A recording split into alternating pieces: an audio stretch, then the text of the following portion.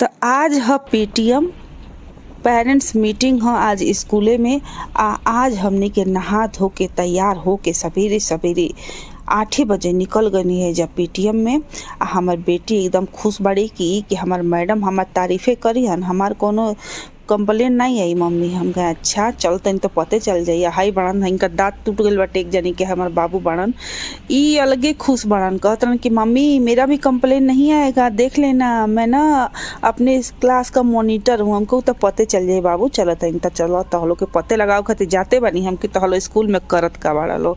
ओकरे बाद से जब देखा तनी बस में तो केहू हइये नहीं के, खाली हमनिए के बानी जा। एगो एगो हम ही एगो माई एगो बैठल बनी में दूगो लइकन के लेके। अब बाकी न आगवा 5-6 गो मैडम लोग बैठल बाटे।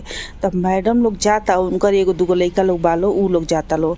आ ई एगो मैडम बाड़ी, इनका तो का कही हम, ई तो तनको मुड़ के ताकतो नहीं कि हाँ केहू के माई आइल बड़ी या देखस चाहे ना कुछो नहीं, एकदम का जाने काहे रिसिया के बैठल बड़ी। वो पूछा तक कि कितना रीस में बड़ी, तो उनका रिसियल का देख के ना हमरा उनका से बोले के हिम्मते नहीं पड़ल। हमके का जाने बरस जेन हमरे ऊपर तक का होई।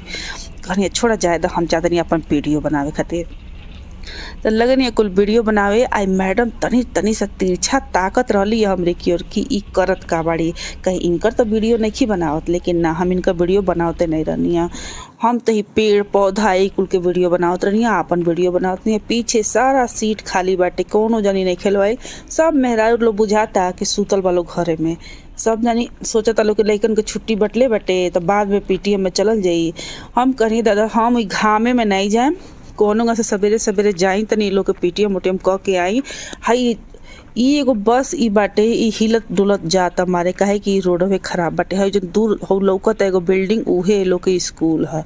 अब ओही में हम जा रहल बनी। आ एगो हेने बाटे गढ़ा गुड़ही, ओही रास्ता पर ई बस वाला लेके जाता है ड्राइवर। एकरा के तो मन करता कि का करी, का जाने कौन जरूरत बाटे ए पड़े ले गईला कि एकदम दिमागे खराब हो गइल। बुझाइला कि आदमी गिरिए जाई बस में से नीचे। है देखल कूदत तरी मैडम, हमनियो कूद कूद के जाता भी जा हेने होने डोलत पोलत पहुँच गई नहीं जा। अब मैडम से मिली नहीं है, ये लोग के एको कंप्लेन मैडम ना करी है, लेकिन हम ये लोग के हेतना कंप्लेन करके आयल बनी।